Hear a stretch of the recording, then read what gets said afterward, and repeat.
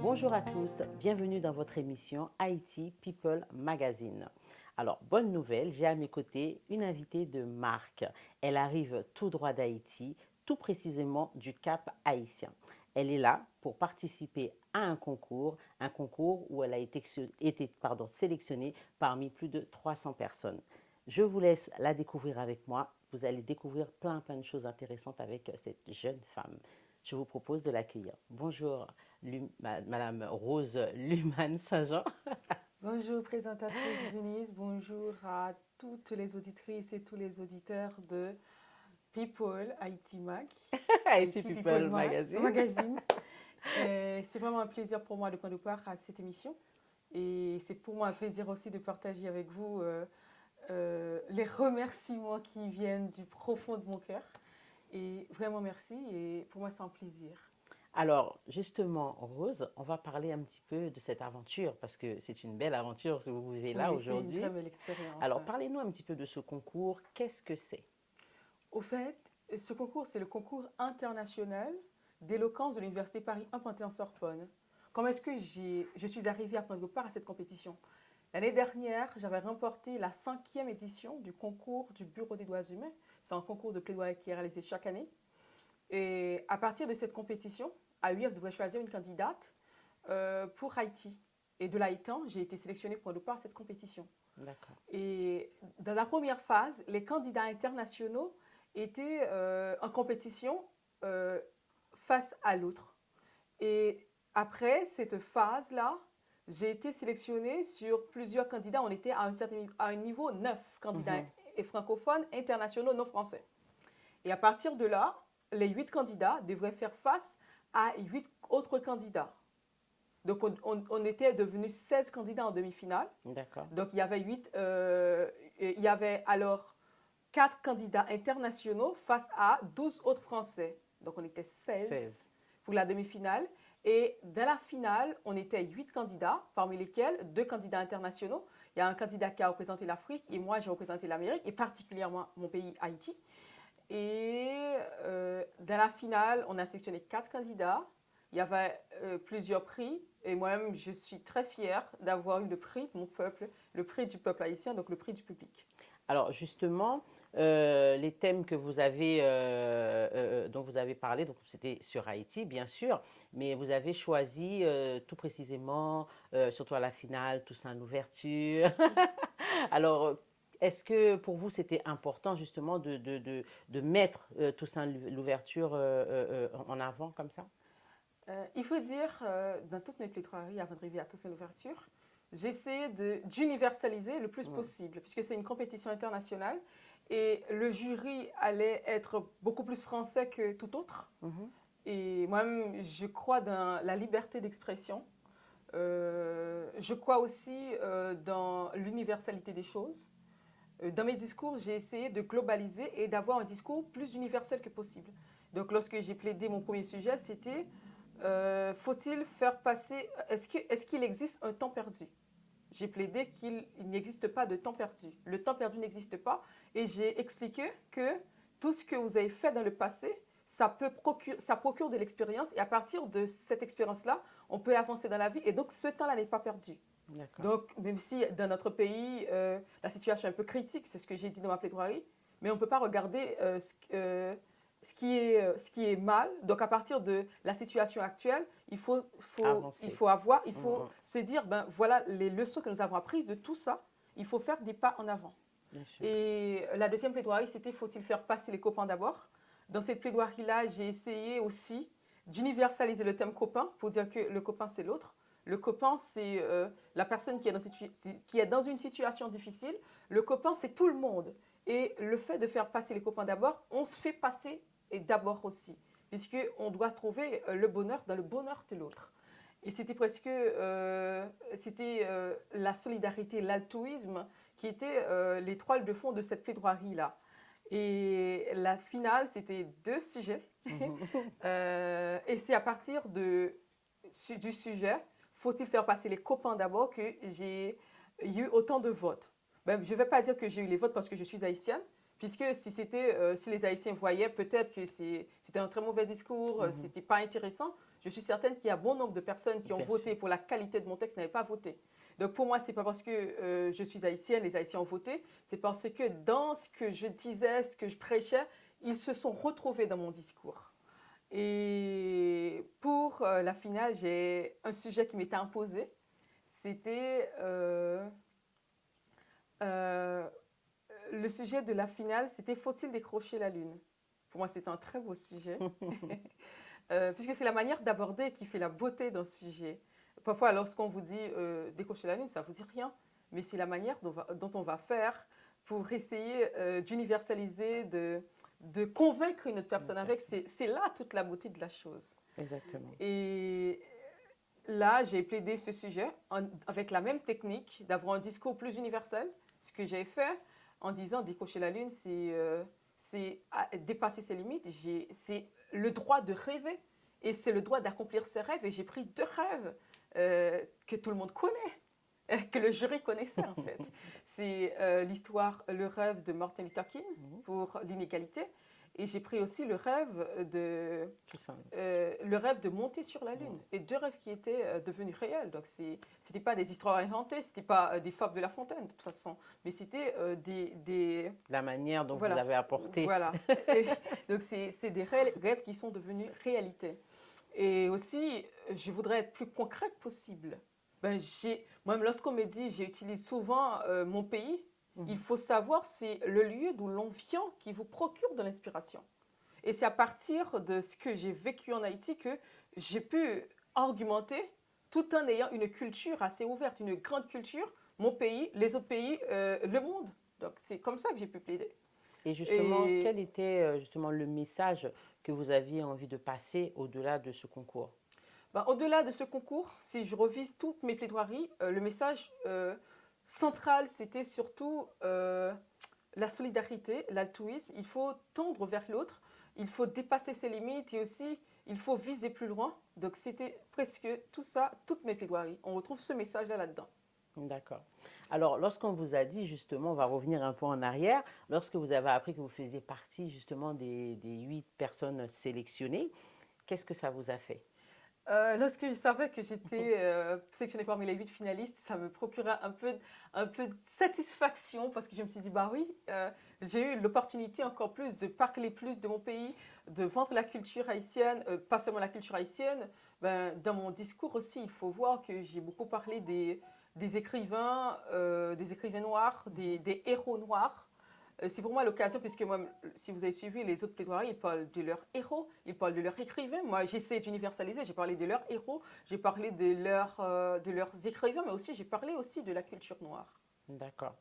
Et pour vous, selon vous, vous avez reçu justement ce prix qui est là d'ailleurs. On va montrer aux téléspectateurs. Regardez. Voilà. Alors, le prix du public TV5 Monde. Qu'est-ce que ça représente pour vous? Au fait, ça représente pour moi et ça me prouve à quel point que le peuple haïtien peut être solidaire quand il le veut. Et à partir de cette solidarité, on peut dire que si l'on veut, on veut faire de grandes choses. Et on peut et on doit faire des grandes choses. Ça prouve à quel point que le peuple haïtien, il peut vraiment s'entraider. Et ça prouve à quel point aussi on voit on est vraiment assoiffé du beau, du bien et du vrai chez nous. Et moi, le prix, je l'ai reçu de tout cœur. Et ça me prouve à quel point que lorsqu'on fait quelque chose de bien, ça peut inspirer les autres. Ça représente de l'espoir pour les autres. Et pour moi, c'est toute la fierté de ce prix public que je remercie du fond du cœur. Chaque Haïtien, chaque Haïtienne qui a pris un peu de temps pour voter et qui avait espéré de mieux du concours. Mais ce qui m'a d'autant rendu fier, c'est lorsque la présidente du jury a dit il faut que tu saches que tu as eu l'appréciation du jury et ce que tu as là, c'est aussi un prix du jury. Et pour moi, ça prouve que, bien sûr, j'ai fait un travail, j'ai porté la cause de mon pays, j'ai plaidé pour l'humanité, mais aussi le jury était autant satisfait du travail. Alors, comme je disais tout à l'heure, vous venez du Cap Haïtien, donc parlez-nous un petit peu de votre enfance et puis surtout, qui est Rose Lumane Saint-Jean? Rose Lumane Saint-Jean, c'est la personne que vous voyez là. aussi simple. Et j'ai eu une enfance assez épanouie. J'ai commencé très tôt avec la poésie. Un peu plus tard, à l'âge de 15 ans, avec les débats. J'ai participé déjà à des compétitions dans la focale, avec la focale. Après, j'ai commencé à animer des émissions à la radio Voix de l'Ave Maria depuis l'âge de 18 ans. Et je continue ainsi jusqu'à ce que je puisse participer à une formation de l'USAID. Et de là étant, j'avais participé à une compétition de journalisme d'investigation. J'avais remporté cette compétition pour la catégorie audiovisuelle autour d'une plaidoirie titrée et les violences sexuelles sur les mineurs faites par les proches. Dans ce reportage-là, j'ai vu plutôt les abus sexuels qui sont faits par des proches, des personnes qui sont censées protéger les mineurs. D'accord. Et par exemple, un beau-père, un frère, un cousin. Et tout de suite après, j'ai participé au concours du Bureau des droits humains en Haïti. C'est un concours de plaidoirie. Et j'ai remporté cette compétition. Et je l'ai dit tout à l'heure que c'est cette compétition qui m'a ouvert la voie au concours international d'éloquence. Il faut dire que j'ai fait toutes mes études au Cap-Haïtien. Mes études primaires et secondaires dans une seule école, c'est les Sœurs de Saint-Francis du Cap-Haïtien, collège Notre-Dame de Protection. Et mes études universitaires, je les droit à l'État haïtien. Et j'ai fait ma licence en gouvernance locale à l'Université publique du Nord au Cap-Haïtien. Et je fais un master aussi à cette université, master en gestion et économie des collectivités territoriales. Et je suis aussi étudiante finissante en droit à la faculté de droit des sciences économiques et de gestion du Cap-Haïtien de l'Université d'Haïti. Et donc, moi-même, je suis un produit de l'État haïtien. Donc, quand on dit que l'État haïtien fonctionne mal, il faut dire que l'État haïtien n'est pas une personne. L'État haïtien, c'est une institution. C'est pas une personne, en fait. Alors, quelles sont, si vous en avez, vos influences? Mes influences. Il faut dire que j'ai été toujours influencée à dénoncer l'injustice, à parler de ce qui fait mal, puisque j'ai commencé à écrire très tôt. J'ai commencé avec la poésie, mais les deux textes qui me retiennent, que je me rappelle encore, que j'ai écrits, qui ont vraiment inspiré les autres, ou encore qui m'ont vraiment touchée et que je les garde en souvenir encore, c'est Derrière les barreaux sans texte, que j'ai écrit il y a 15 ans, et Une justice dégradée la nôtre. Donc moi, je suis toujours inspirée par cette quête de justice. Je suis toujours inspirée par ce qui devrait améliorer notre condition de vie. D'accord. Alors, je vais vous poser une autre petite question. Ensuite, on va terminer puisque le temps est très court maintenant. Donc, dites-nous, qu'est-ce que vous prévoyez aujourd'hui? Donc, vous repartez en Haïti dans pas longtemps. Bien sûr, vous allez continuer vos études, mais quels sont les projets de Rose pour l'avenir? D'accord, je vais rentrer en Haïti. Et en fait, j'ai l'opportunité de participer à ce concours ici, grâce au Bureau des droits humains qui avait payé mon voyage, qui voulait à ce que je plaidais au Panthéon, que je plaidais en présentiel. Et automatiquement, je vais retourner dans mon pays, je vais retourner chez moi. Ma vision à court terme, j'aime placer les choses à court terme. C'est surtout rentrer à Cap-Haïtien et soutenir mon travail de mémoire pour obtenir ma licence en droit parce que je souhaite devenir avocate. Et à la longue, les autres choses viendront. Et si vous aviez un message à donner aux jeunes justement qui évoluent comme vous en Haïti, qu'est-ce que vous pouvez leur donner comme message d'encouragement? Ce que je pourrais dire, c'est de faire des pas chaque jour, puisqu'on ne va pas obtenir une grande chose d'un coup. C'est des petits pas. Il faut aussi savoir demander de l'aide, puisque je ne pourrais pas arriver toute seule. Pour arriver là, j'ai été coachée par beaucoup de personnes. J'appelais des personnes dans des domaines divers. J'étais assez ouverte pour dire maintenant, est-ce que vous êtes. J'ai besoin de votre aide. J'ai appelé tout le monde que je savais qui avait une connaissance. Donc, et j'ai pu.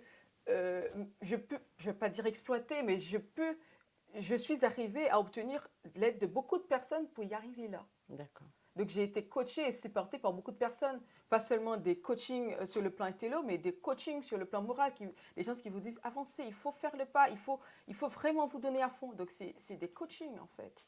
Et justement, quand vous dites ça, ça me fait penser, et puis qu'est-ce qui vous motive, qu'est-ce qui vous donne cette force justement de pouvoir être à l'écoute de plusieurs personnes, de vouloir avancer comme ça? Qu'est-ce qui vous donne cette force?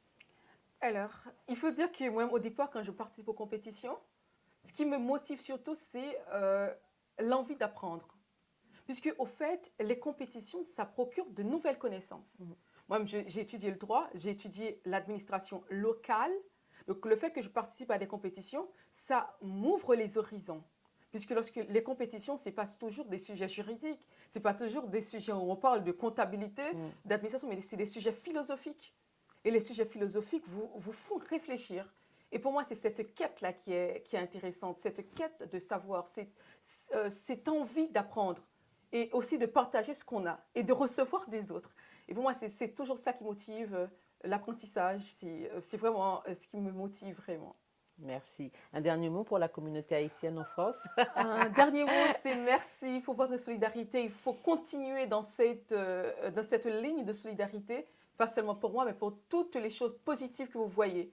Mais toujours avec le courage de dénoncer ce qui est mal et de faire ce qui est bien. Merci, merci, vraiment merci. Merci beaucoup, Rose, pour avoir accepté de nous donner cette petite interview. En tout cas, on vous souhaite bonne continuation et on vous suivra aussi de très près. Ah, Et encore, merci. félicitations pour votre prix. Voilà, je vous le remontre. Voilà. Donc, quant à nous, on se retrouve très, très prochainement pour de nouvelles aventures dans IT People Magazine. Au revoir. Au revoir, vraiment merci.